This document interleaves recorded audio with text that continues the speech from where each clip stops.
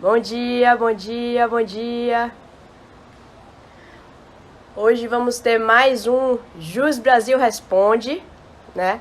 Com o tema Direito do Consumidor. Então a gente vai trazer algumas dúvidas, né? Que a gente levanta junto com nossos usuários, junto com vocês aqui no Instagram, nas lives, tá? Então hoje a gente vai falar um pouquinho sobre direito do consumidor, cancelamento de passagem, hospedagem, o que é que se configura caso fortuito, né?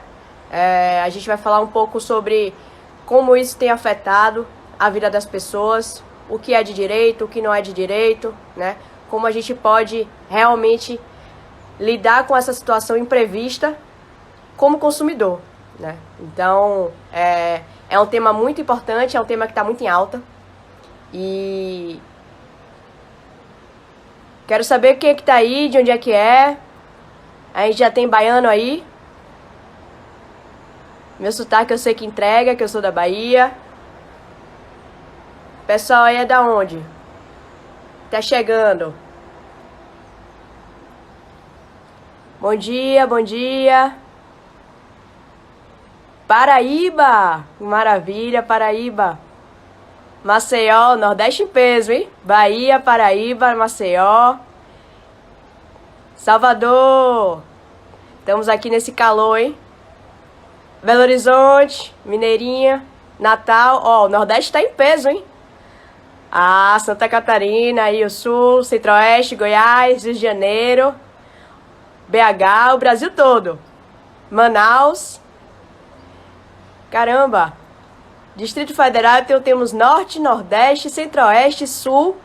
Tá faltando aí Sudeste, BH. O Brasil inteiro tá aqui já. Mato Grosso, Salvador, Litoral de São Paulo. Bom dia. Lembrando, direito do consumidor, né? Que a gente vai falar hoje aqui. Para quem ontem estava na live de Marília Mendonça, né? E perdeu a nossa live com o Pedro Lenza, que foi simplesmente maravilhosa, né? Foi sensacional, realmente. Foi uma aula. A gente tá com ela salva aqui no Instagram, tá? E tá com ela salva no nosso canal do YouTube. Então, se você ontem estava curtindo a live de Marília Mendonça e não conseguiu pegar a nossa live com o Pedro Lenza, professor Pedro Lenza, maravilhoso, constitucional, na veia, né? Foi realmente muito bacana. Então, dá uma olhada aí no nosso Instagram. E aqui eu já vou chamar nosso convidado, que já chegou aqui, né? Acabou de chegar. É o Guilherme Vinceiro. Deixa eu ver aqui que eu tô aguardando o Guilherme. Bom dia, todo mundo que tá chegando aí. Acho que o Guilherme me recusou. Ô Guilherme, aceita, vem cá, vem com a gente. Hoje a gente vai falar sobre consumidor, tá? Então, para quem entrou agora na live, passagens aéreas, hospedagens, né? São os temas em alta em relação ao consumidor, mas a gente tem muitas outras dúvidas, muitas outras coisas para entender até onde vai o direito, entender como a gente pode, enquanto advogado, né, atuar dentro dessa esfera, porque realmente é algo que está com uma demanda muito alta, né? Aqui no Jus Brasil a gente consegue ver as tendências, né, que tem mais crescido, então trabalhista, né, tem crescido bastante, consumidor tem crescido bastante, contrato, a área de contratos particulares, né? Então, vamos lá, o Guilherme. Coloquei aqui. Acho que agora vai.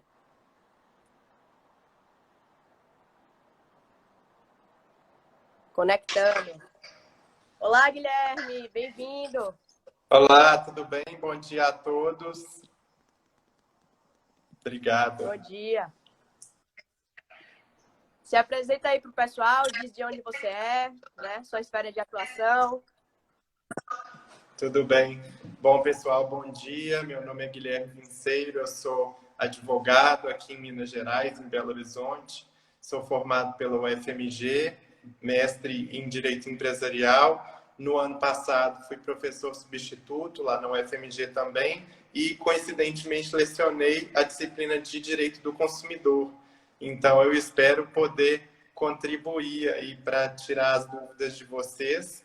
Hoje eu advogo nas áreas civil e empresarial. o meu escritório, Taverna Advogados, tem uma atuação focada no direito empresarial, tanto consultivo quanto contencioso.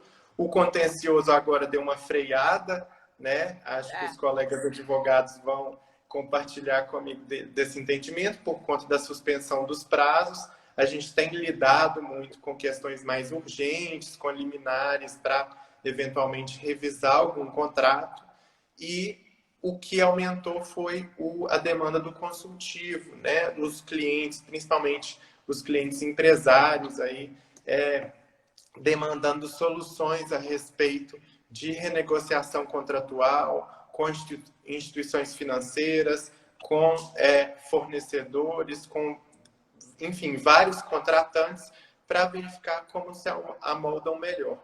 E no plano do direito do consumidor, a gente teve a edição de duas medidas provisórias relevantes, a MP 925, que tratou do cancelamento de passagens aéreas, e ontem uma recentíssima, que é a MP 948, editada ontem a respeito de remarcação e cancelamentos de reservas e serviços do setor de turismo e cultura que afetam diretamente o direito do consumidor. Então, espero poder contribuir aí com vocês e aprender também com os questionamentos, porque a gente vive um momento de muitas incertezas, e quanto mais a gente compartilhar, quanto mais a gente trocar experiências e refletir sobre os melhores caminhos, que as melhores soluções que o direito pode trazer, melhor, né? Perfeito, perfeito. Então é isso, pessoal. Como o Guilherme falou, a gente tem MPs recém-alteradas, né? Então isso é realmente muito importante. Isso significa que, de fato, esse tema é relevante, esse tema está em pauta. Então, vamos começar com a pergunta mais clássica, né? Que assim que o Covid estourou lá fora, principalmente, a primeira coisa que muita gente perguntou foi: quero cancelar minha viagem. Preciso cancelar minha viagem, preciso cancelar minhas passagens, né? E aí fica o medo. Posso cancelar, né? É entendido que eu posso cancelar, que eu posso pedir meu dinheiro de volta, né? Em caso de passagem. E se a companhia aérea se fizer desentendida, né? Falar que não vai devolver ou algo do tipo, se eu posso acionar a justiça. Então, a primeira pergunta seria, com certeza, essa foi a mais pedida. Passagens aéreas, né? Como proceder com elas para o cancelamento ou adiamento em meio a essa pandemia? Bom, primeiro, a gente tem que focar aqui na medida provisória 925, que foi editada no dia 18 de março.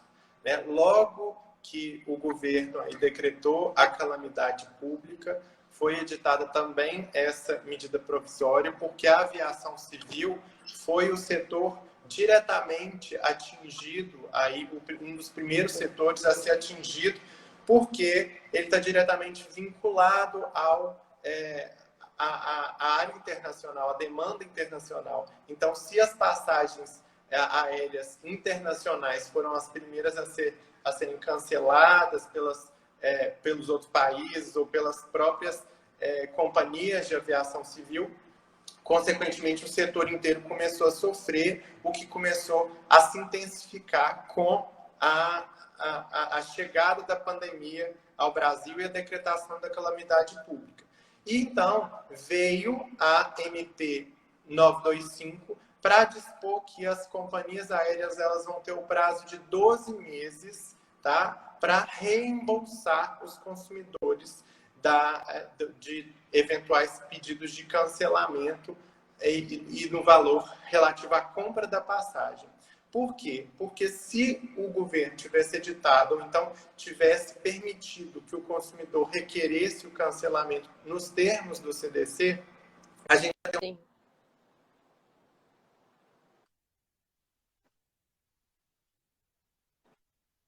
ter todas as companhias não iam conseguir aguentar toda essa demanda. Então, o que dispõe aí o artigo 2º da MP 925? Nos contratos de concessão, artigo 3º, O prazo para o reembolso do valor relativo à compra de passagens aéreas será de 12 meses, observadas as regras do serviço contratado e mantida a assistência material nos termos da regulamentação vigente. O parágrafo 1º, os consumidores vão ficar isentos das penalidades contratuais se aceitarem utilizar um crédito para utilização desse crédito no prazo de 12 meses contados da data do voo contratado. Então, são duas hipóteses. Uma é cancelar a sua passagem aérea. Aí você tem o direito a ser reembolsado do valor no prazo de 12 meses. Outra hipótese, aí até mais vantajosa para todo o sistema, tanto para o consumidor quanto para as companhias aéreas, porque aqui a gente tem que pensar no todo, né? Você costuma olhar, quando o voo atrasa, a gente passa o perrengue, né? Lá no aeroporto, o perrengue chique aí no aeroporto, de o voo atrasar, ser cancelado, a gente só pensa no nosso próprio conforto. Mas tem que pensar também que se todo mundo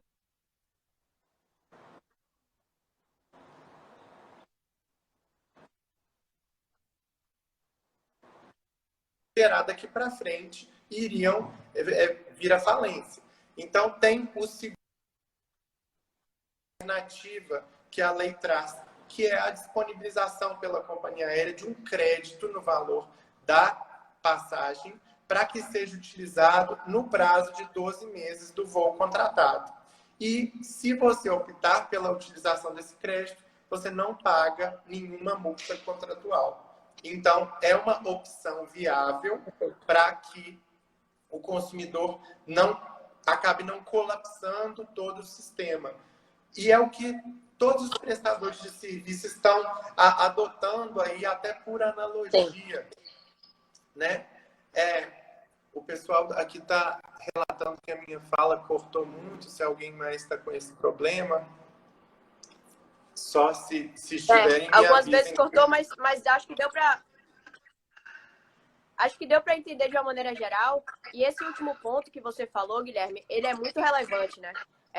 Quando a gente fala de consumidor, a gente tende a falar de maneira unilateral, né? A gente tende a olhar, obviamente, né, na esfera do consumidor ali, de quem sofreu algum dano, né? Enfim. E a gente tem que entender que não adianta a gente pensar no nosso, né, no nosso caso específico apenas, se a gente pode, com isso, destruir toda uma cadeia, né, produtiva. Isso é muito importante a gente pensar. Então, na semana passada, a gente conversou aqui sobre contratos e renegociação, né? O pessoal acompanhou, inclusive, isso está disponível, né? O resumo da nossa live está disponível na comunidade do Brasil sobre contratos e renegociação. E o que a gente mais falou foi isso. Renegocie os contratos, né? Não quebrem os contratos, não tem necessidade disso. Até porque a gente precisa que toda a cadeia produtiva viva, né? Então, se a gente é advogado e quer continuar tendo clientes, né? Se a gente é empreendedor e quer continuar tendo clientes, a gente precisa que toda a cadeia produtiva esteja, de fato, circulando.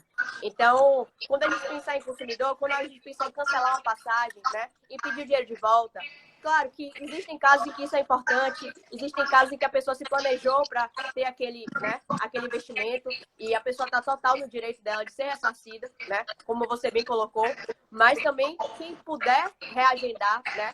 E esperar para viajar em outro momento, que o faça, né? Que o faça para que a gente possa passar por isso todos juntos e não, mais uma vez, entrar com vários pedidos na justiça, né? Abarrotar mais o judiciário, né? Atravancar mais as empresas aéreas de problemas e ela demora de resolver um problema mais complexo, porque tem muito problema simples para ela resolver. A gente tem que pensar em todos esses fatores e essa sua fala aí foi perfeita em relação a isso. Em relação a hotéis, né? Então, a gente falou um pouco sobre passagens aéreas, né? E aí a gente tem aí pacotes, hotéis, passeios, né?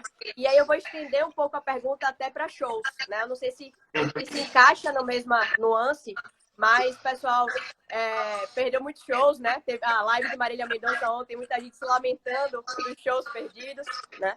Então, eu queria que você falasse um pouco sobre isso, sobre cancelamento de hotel, né? Reserva de hotel ou reserva de show, eventos culturais. Ok. Bom, esse assunto ele vinha sendo tratado de forma distinta e ontem segurar a jurídica para assegurar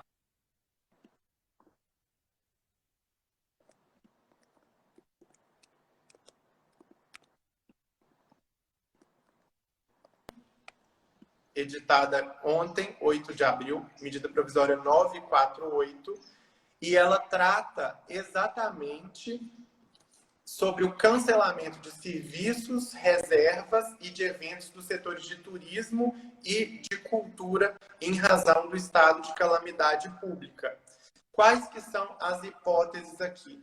Quando você precisar cancelar um serviço ou uma reserva de turismo ou de cultura, ou seja, vale tanto para reservas de hotéis, de viagens já planejadas, quanto para shows e eventuais eventos culturais, como peças de teatro, etc., de eventos culturais, né? Aqui, a medida provisória no artigo 2º diz obrigados a reembolsar o consumidor, mas eles vão ter que assegurar, a remarcação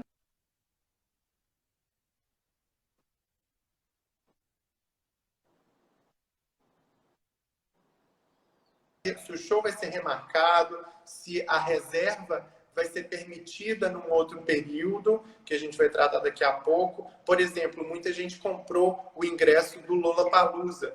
Eles já remarcaram, antes mesmo dessa medida provisória, o evento foi remarcado, salvo engano, para dezembro. Então, eles já se anteciparam e é isso que todo show tem que fazer. Tem que remarcar a data do evento. A segunda hipótese é disponibilizar um crédito para uso ou abatimento na compra de outros serviços. Então, às vezes, é uma empresa que lida com intermediação de compra e venda de tickets, de ingressos para shows, né? Como, por exemplo, plataformas como Simpla, por exemplo, né?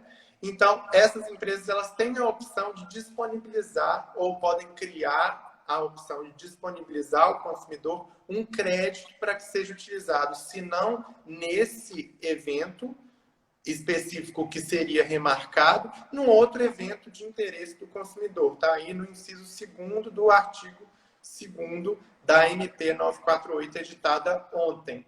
Tá? E uma terceira hipótese é a opção de um outro acordo a ser formalizado com o consumidor.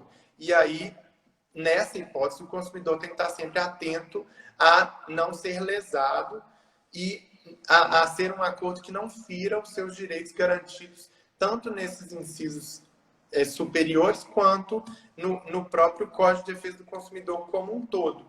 E todas essas operações, está lá no parágrafo 1º desse artigo 2º da MP 948, elas vão ocorrer sem nenhum custo adicional, sem a cobrança de taxa ou multa ao consumidor.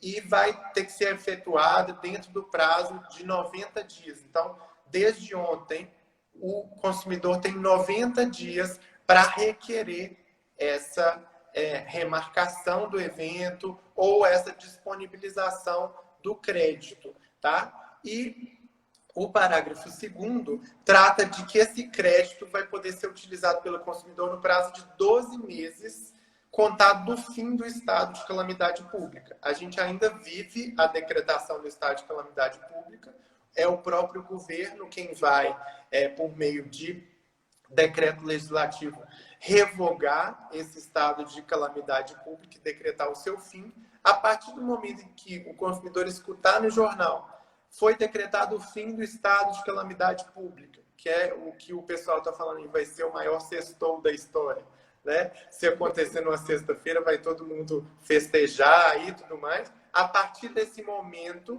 a gente tem o consumidor vai ter o prazo de 12 meses para eventualmente utilizar esse crédito.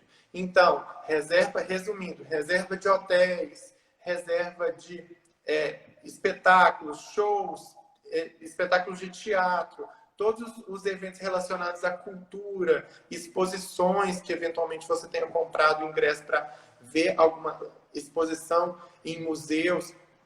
Para todos esses eventos relacionados a turismo ou a cultura e reservas, são asseguradas aos consumidores duas hipóteses fixas. Uma delas é a remarcação do evento e a outra é a disponibilização de um crédito que vai poder ser utilizado pelo consumidor dentro do mesmo fornecedor, num outro produto similar ou serviço similar, no prazo de 12 meses contados da cessação do estado de calamidade pública. Lembrando que o consumidor que quiser se valer desses dois tipos de direito, ele tem que requerer do fornecedor em 90 dias contados desde a data de ontem. Então, daqui a 3 meses, a gente tem que estar atento para fazer esse requerimento. Como que o consumidor pode fazer esse requerimento? Ele fala diretamente com cada plataforma, manda um e-mail, ele precisa de um advogado? Como que funcionaria esse requerimento? É um requerimento informal mesmo, por meio do serviço de atendimento ao consumidor. Muitos fornecedores têm utilizado a internet, até mesmo as redes sociais, mas o que eu recomendo é que o consumidor busque primeiramente o meio de comunicação oficial com o fornecedor. Se o fornecedor oferece uma plataforma preferencial no site de prestigie o nosso chat, porque as nossas linhas telefônicas estão sobrecarregadas, porque muitos estão ligando, até porque vários trabalhadores também estão em casa, né? Sim. Nem todos com o sistema de home office. Então, o que eu recomendo é que o consumidor entre no site do respectivo fornecedor e verifique qual é o meio de comunicação mais efetivo e um meio de comunicação de preferência que o consumidor possa registrar, possa documentar. Então, mandou um e-mail, mandou o e-mail, o seu e-mail está lá guardado na caixa de entrada, tá, de saída. Mandou uma mensagem no chat, tira um print da tela, um print screen, e guarda essa mensagem para que você possa demonstrar futuramente, em caso de violação do seu direito, que o requerimento foi feito e que não foi atendido. Caso não seja atendido, antes de se acionar o judiciário, a gente tem várias plataformas institucionais ou não para a resolução de conflitos, e isso tem que ser estimulado, porque o judiciário não vai aguentar tanta demanda, né? Sim. Ontem eu vi uma pesquisa realizada aí capitaneada pelo professor Marcelo Guedes Nunes, que é um expoente de jurimetria, que é a análise estatística das decisões judiciais, que o Judiciário de São Paulo, desde a data de decretação da calamidade pública, de 18, 20 de março, sofreu um aumento significativo em demandas de relação de consumo e um declínio com relação às demais. Mas que o que aumentou foi a demanda de relações de consumo. E, na verdade, a gente tem que tentar resolver isso extrajudicialmente, seja primeiro tentando diretamente nas plataformas dos fornecedores. Caso não consiga, nós temos o Reclame Aqui, que por ser um site que trabalha a imagem das empresas, a imagem é muito importante hoje para qualquer empresa. Então, o Reclame Aqui tem funcionado para muitos consumidores como alternativa quando não se consegue resolver. Alguns consumidores também têm êxito em contactar os fornecedores em comentários no Facebook, no Instagram, e aí eu só recomendo, e no Twitter também, eu só recomendo tomar cuidado com as palavras, né? Não xingar muito, não ofender o fornecedor, não se emocionar, porque para também que você, com a violação do seu direito, você não viole outro, porque a empresa também tem uma imagem, né? Então, E aí, caso não seja resolvido, a gente tem as plataformas das respectivas agências reguladoras ainda, tem a ANAC, né? Temos a Procon. Anvisa, o Procon, e além do site do consumidor.gov.br, que é o site institucional do governo, também pode auxiliá-los nessa questão. Mas evite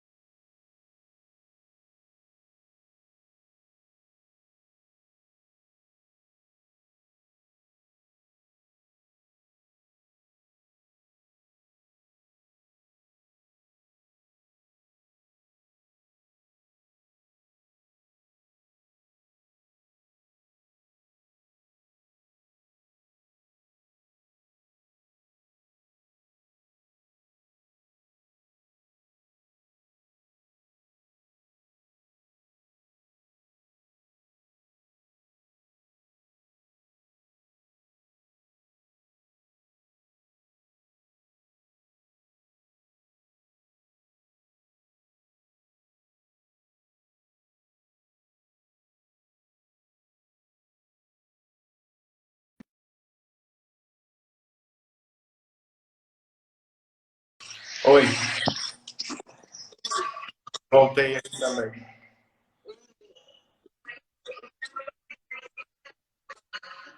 Ah, Voltamos.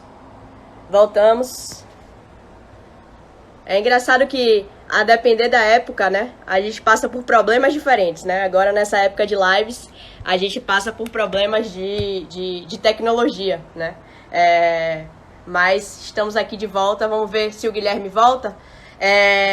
O pessoal tava perguntando aqui. Guilherme, solicita de novo aqui para você entrar, tá? Para poder eu aceitar. O pessoal tava perguntando o número das MPs. Foi a 925, que ele falou primeiro sobre as passagens aéreas. E a 948, tá? Essa é bem importante, foi recém-alterada, né? A MP 948. E é bem importante que todo mundo dê uma olhada, porque muita gente tá com essa dúvida, né? Em relação aos créditos, em relação a o que fazer, como fazer, enfim. Então, tá voltando aqui o Guilherme.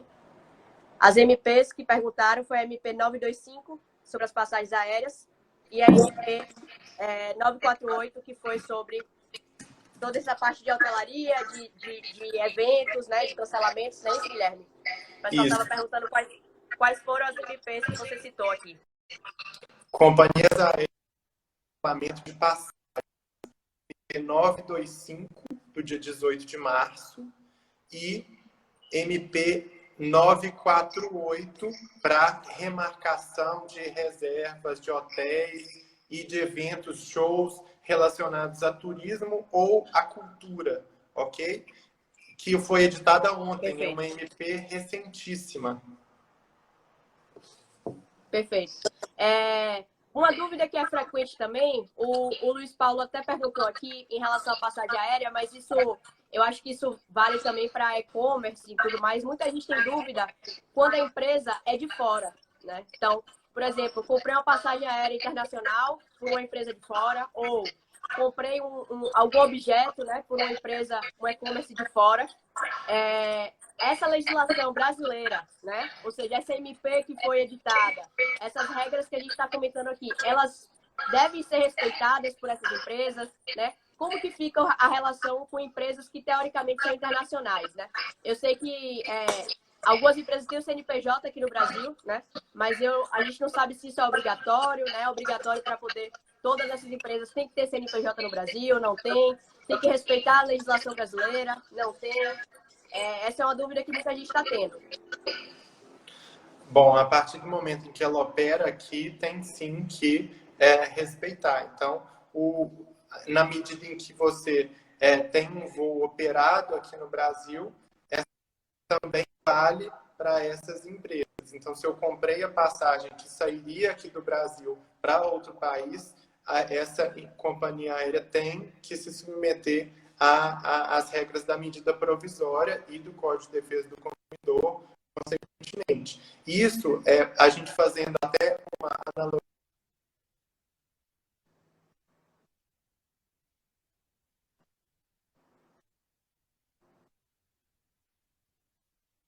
por exemplo, atrasa, a sua mala extravia, tem algum problema sério que acarreta danos morais, o que a gente faz?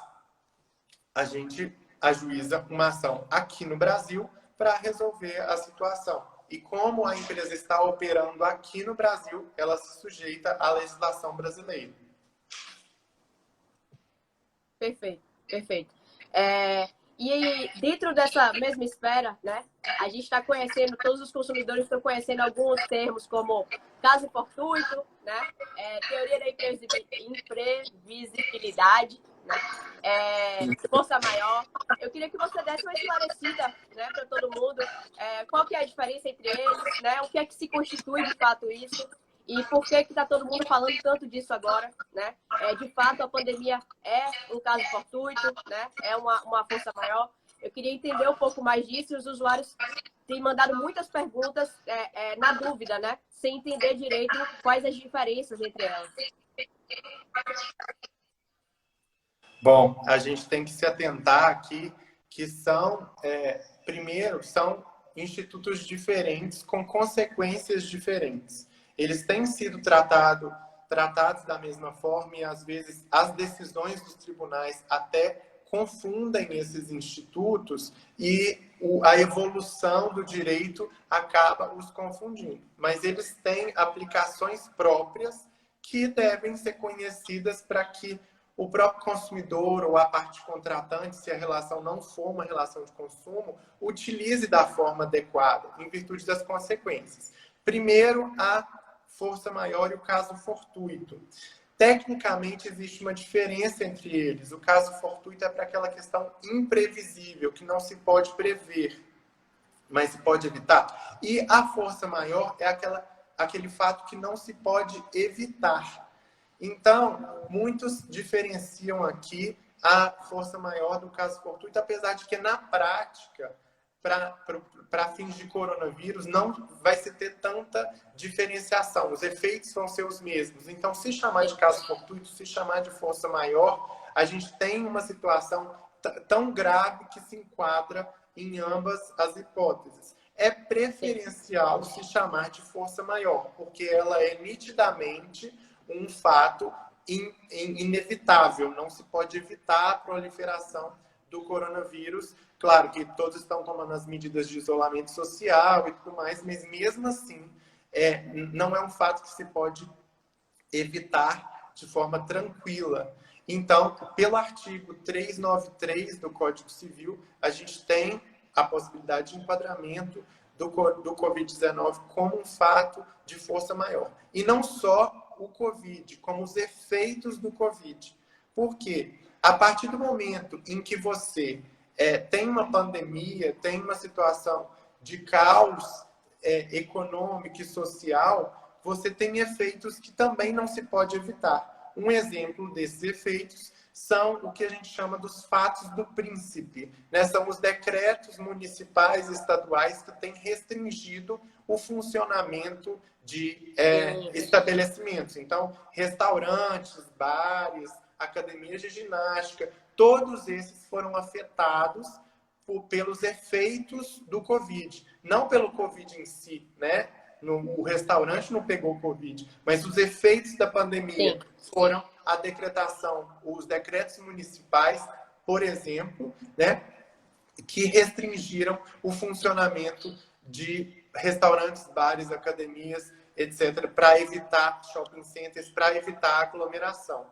Diante disso, a gente tem o fato de força maior e tem também o fato do príncipe, que é o decreto genérico do Poder Executivo Municipal.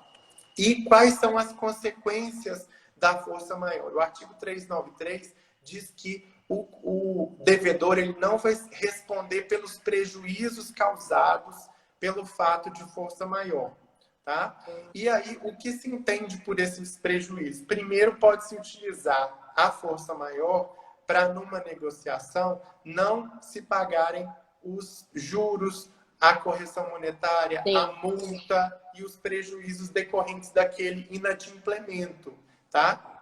Então, o primeiro ponto é esse. Como isso é um prejuízo decorrente da força maior, o devedor está exonerado do seu pagamento. O devedor não paga perfeito. juros, o devedor que atrasa agora não vai pagar juros se invocar força maior, não vai pagar multa contratual se invocar força maior, não vai pagar perdas e danos, eventuais prejuízos causados pelo inadimplemento.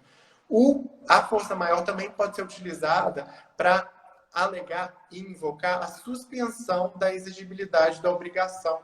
Então, se eu estou devendo uma parcela de um empréstimo, por exemplo, né, vamos pegar aí o próprio restaurante que foi atingido pela força maior, o próprio barzinho ali, a lanchonete, o pequeno e médio empresário estão sofrendo muito com a crise. E muitos deles têm contratos de empréstimo com instituições financeiras para fluxo de caixa. E eles foram atingidos por esse fato de força maior, somado ao fato do príncipe, que é o decreto municipal que os impediu de funcionar. Ora, se ele impede de funcionar, não tem como ele pagar e adimplir a sua obrigação contratual com o banco. Não tem como nem ele pagar a parcela do empréstimo. Então, a força maior autoriza a suspensão deste pagamento para até que a situação se normalize. E autoriza também que não sejam pagos multas, juros e correção monetária sobre essa questão. Eventualmente, a força maior pode justificar, num caso de inadimplemento absoluto, ou seja, de impossibilidade de cumprimento da obrigação, a força maior justifica até mesmo a resolução do contrato, ok? E aí a diferença para a teoria da imprevisão, para a teoria da onerosidade excessiva. A teoria da imprevisão, ela é tratada em contratos de longa duração, está lá prevista pelo artigo 317 do Código Civil, quando ocorre um desequilíbrio no valor das prestações causado por fato superveniente imprevisível e não constatado inicialmente pelas partes. Então, aqui E para tem sido muito comum, né?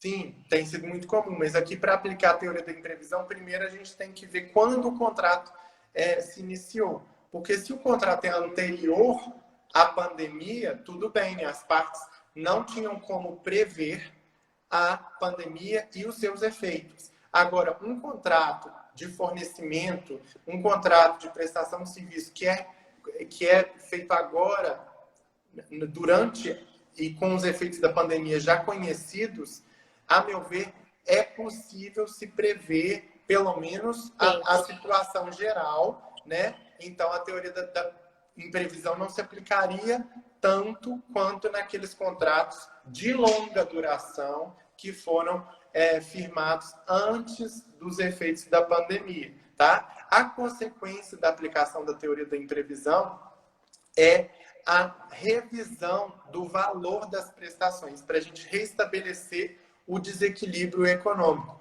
Porque a gente as partes ficam desequilibradas em virtude desse fato superveniente que surgiu. Com a pandemia, isso desequilibrou a relação. Se aplica também para esse contrato de empréstimo bancário que eu mencionei, feito pelo restaurante. O restaurante, em virtude da pandemia, não consegue adimplir e cumprir com a sua obrigação de pagamento das parcelas do empréstimo do seu fluxo de caixa. Isso gera um desequilíbrio no contrato e pode ser que, em virtude de um relacionamento com a instituição financeira, o restaurante pense, bom, eu não quero suspender totalmente o pagamento, ou eu não quero acabar com o contrato, né, resolver o contrato, porque eu quero no futuro ter crédito nessa instituição, eu quero manter o meu relacionamento comercial, porque enfim, as partes também têm que pensar se vale a pena brigar, se vale a pena, Exatamente.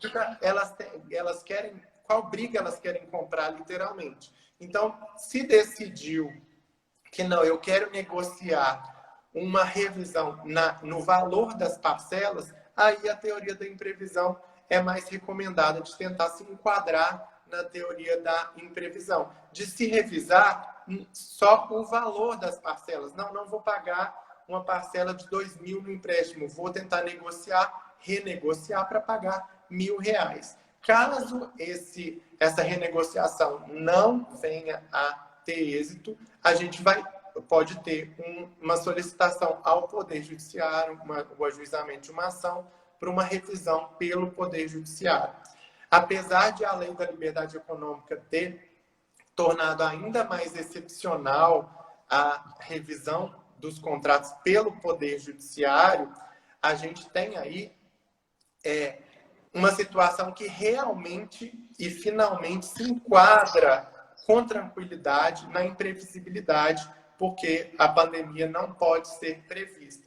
Então, a teoria da imprevisão ela é mais utilizada para essa revisão do contrato, do valor das parcelas, principalmente. Tem gente que aplica essa teoria também para revisão de outro tipo de obrigação, mas o artigo 317 do Código Civil ele é expresso quanto ao valor das parcelas, então, tecnicamente, é mais tranquilo de se invocar quando é utilizado para revisar o valor das parcelas. Tem até uma pergunta aqui da teoria da imprevisão sobre as parcelas de mensalidade escolar, e é importante essa abordagem, porque a gente teve uma nota técnica da Secretaria Nacional, da SNC, da Secretaria Nacional do Direito do Consumidor, salvo engano, mas a sigla é SNC, uma nota técnica sobre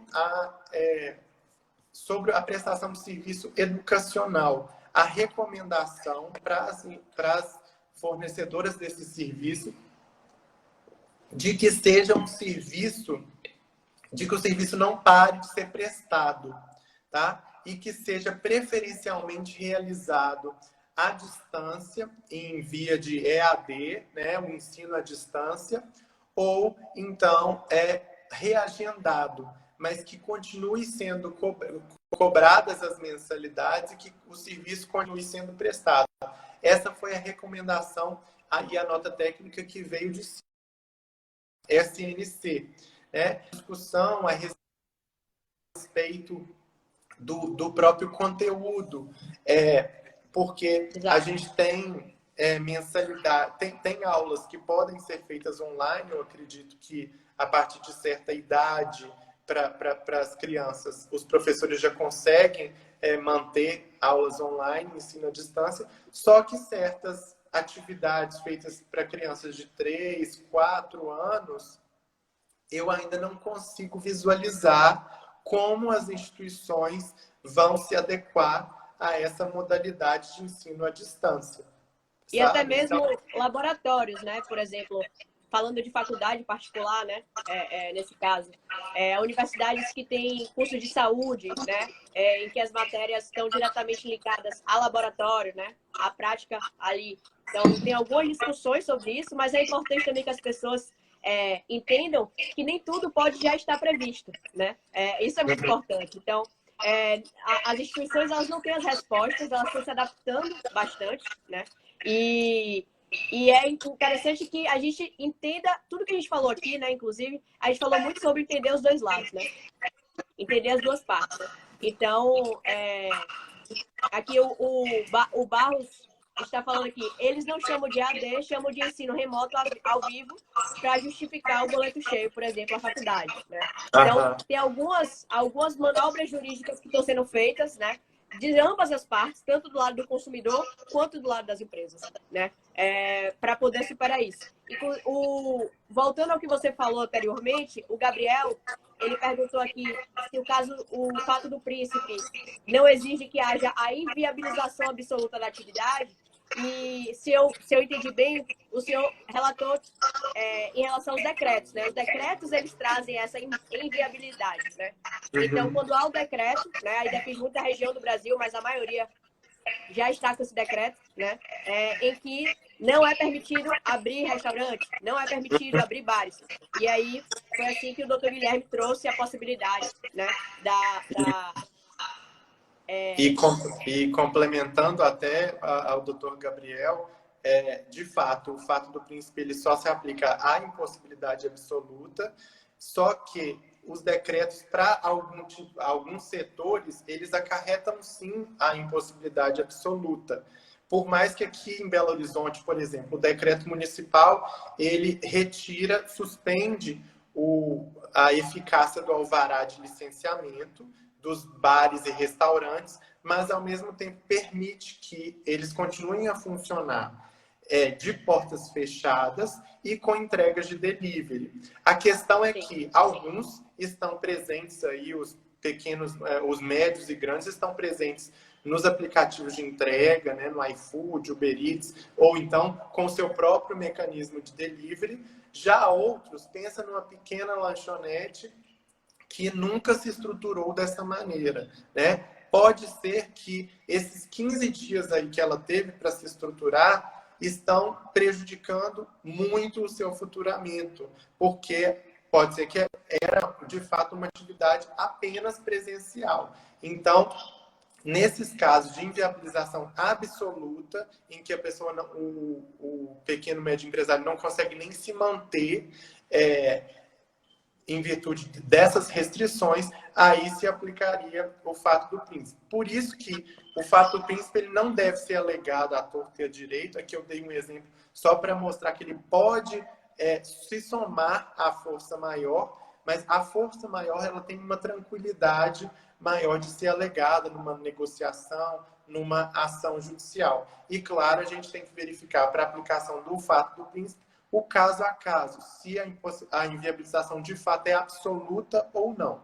Aí é que entra a possibilidade da gente invocar a teoria da imprevisão que eu estava tratando, porque a teoria da imprevisão, o pressuposto dela é o desequilíbrio na relação contratual com relação ao valor das parcelas. Então, se o que está em ponto é a impossibilidade momentânea de pagamento de uma obrigação, eu consigo pagar a obrigação, mas eu não consigo pagar tudo, eu posso invocar a teoria da imprevisão para tentar uma renegociação do valor das parcelas, ao invés de simplesmente parar de pagar, tá? E caso eu não consiga, tem a possibilidade de até mesmo resolver o contrato, de não se de se extinguir o contrato, né? E aí a gente, só que é uma consequência mais drástica, é uma consequência que tem que ser bem pensada para que a relação toda não fique prejudicada. Eu vi aqui que tem uma pergunta também sobre a questão dos aluguéis da Jéssica Braga, no caso do contrato de aluguel, para rescisão do contrato ou suspender os meses. Aqui a gente tem que ver também se é uma locação residencial ou uma locação comercial. Se for uma locação comercial, tem que verificar se a atividade foi diretamente comprometida ou não pela pandemia, se foi diretamente comprometida por um decreto que inviabilizou o seu funcionamento totalmente ou parcialmente, né? Para tentar negociar alguma suspensão, alguma carência por alguns meses ou a própria diminuição do valor do aluguel. Eu sempre estimulo e venho estimulando clientes a tratarem disso no plano extrajudicial primeiro. Então, tentando enquadrou em uma dessas teorias, força maior, imprevisão, onerosidade excessiva, traz a questão por meio de uma notificação extrajudicial ou um e-mail, se a relação for informal, mas desde que esteja registrado, para demonstrar a sua boa-fé de, primeiro, mostrar como a pandemia te afetou. Vamos supor, não é uma relação comercial, uma relação de locação residencial. Eu perdi o meu emprego, perdi o meu emprego em virtude da pandemia, eu sou pequeno empresário, tive uma redução brusca no meu faturamento, né? Como que eu vou morar? A Constituição garante o direito à moradia. Então, é razoável você, na hora da sua negociação, explicar os motivos pelos quais o seu faturamento caiu, a sua renda diminuiu, para que a outra parte tenha isso anotado e leve isso em consideração na hora de tomar a decisão mesmo. E tentar renegociar algo viável. Então, é a suspensão do pagamento do aluguel por 1 mês, 2 meses, vamos negociar de mês a mês, né? Vamos dividir o prejuízo e eu te pago metade desse aluguel, ou te pago metade do aluguel em 12 parcelas, desde quando acabar a pandemia. A renegociação do contrato, ela deve ser sempre buscada, porque as consequências aí de uma rescisão do contrato, elas já vão ser muito drásticas, principalmente nesse momento.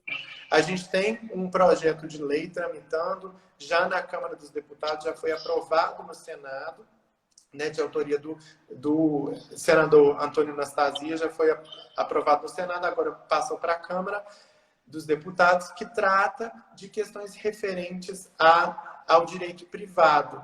Uma delas, que estava no projeto de lei inicial e foi retirada, era a possibilidade de suspensão do pagamento dos aluguéis em locações residenciais.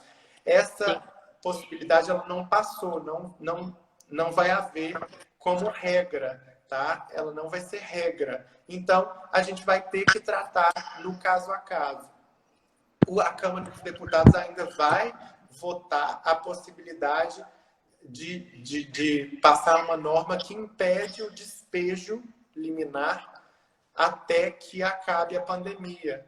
E uma das razões do despejo, um dos motivos que leva ao despejo é justamente o inadimplemento de parcelas de aluguel.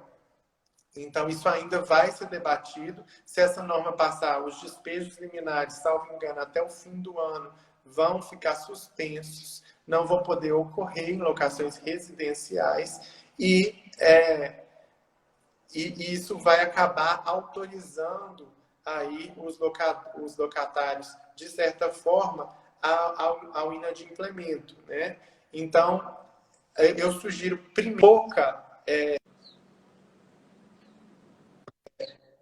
pouca dimensão do que vai acontecer e estamos dependendo de alterações legislativas. Eu sugiro que se tente renegociar o contrato e conseguir essa solução de forma extrajudicial.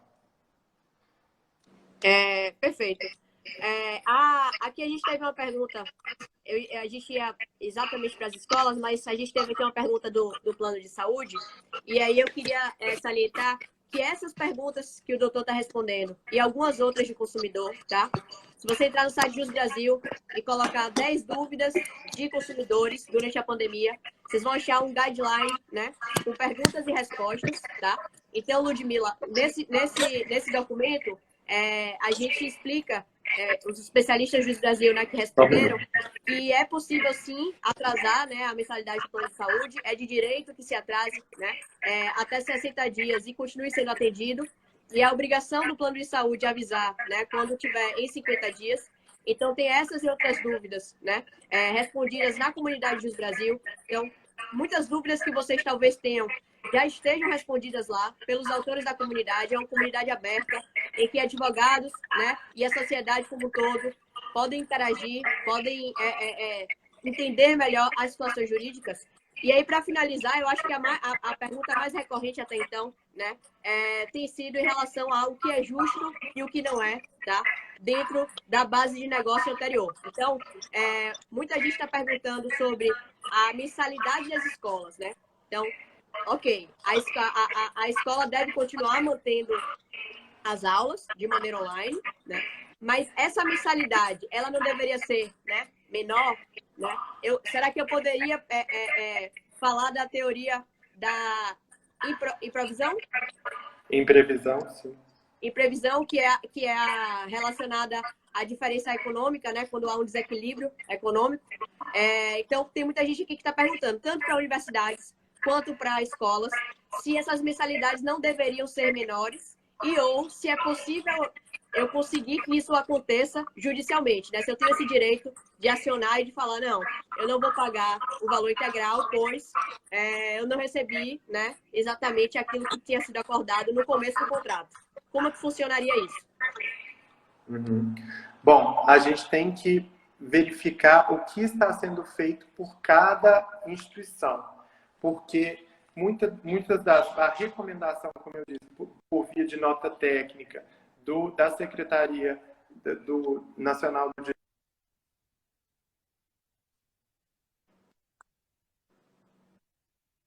para passar para vocês. A recomendação foi de continuidade dos serviços para não colapsar o sistema, de continuar prestando serviços via online. Então, primeiro, antes de tentar o judiciário, eu recomendaria a verificação de se a instituição de ensino, seja a universidade, seja instituição de ensino médio ou fundamental, se ela tem observado a essas recomendações. Como ela tem feito o ensino à distância, tem sido eficaz, tem sido pontual e, enfim, continuou a prestar o serviço, apesar da imprevisibilidade, apesar da pandemia, né? E dentro dessa avaliação, porque a gente tem que pensar também que a pandemia, os efeitos da pandemia imprevisíveis, eles não a instituição de ensino, ela não pode ser responsabilizada por esses efeitos, né? Sim. Porque não é culpa de ninguém. O que a gente está tentando aqui é adequar as soluções.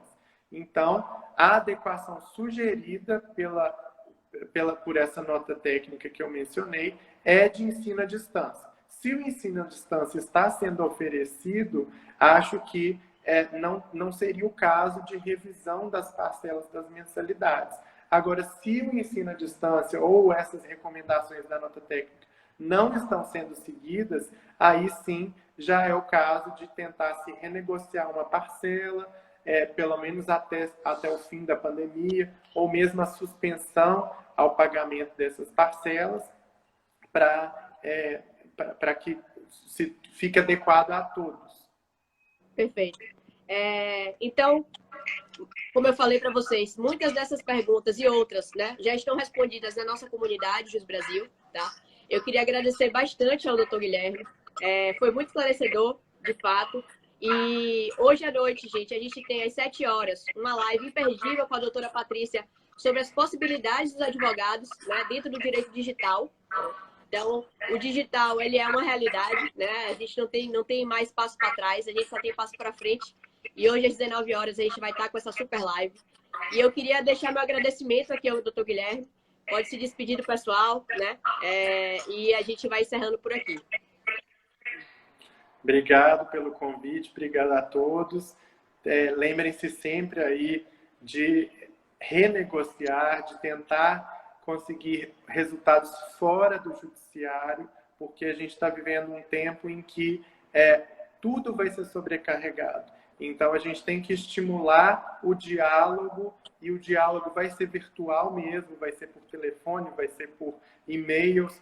Como eu disse, tentem marcar e documentar esse diálogo, então, mandando e-mails, tirando print dos chats, das conversas, para que, eventualmente, quando isso passar, você acesse o judiciário, ou se for uma situação de emergência, que acesse o judiciário de uma vez. Mas muito obrigado, desejo a todos que passem bem, que fiquem em casa também. Fiquem em casa, é época de se reinventar. Isso Vamos aí. nos reinventar as relações, reinventar o direito, né? Reinventar a forma de fazer justiça nesse país. E vamos juntos, mais juntos do que nunca. Obrigadão. Isso aí, muito obrigado. Tchau.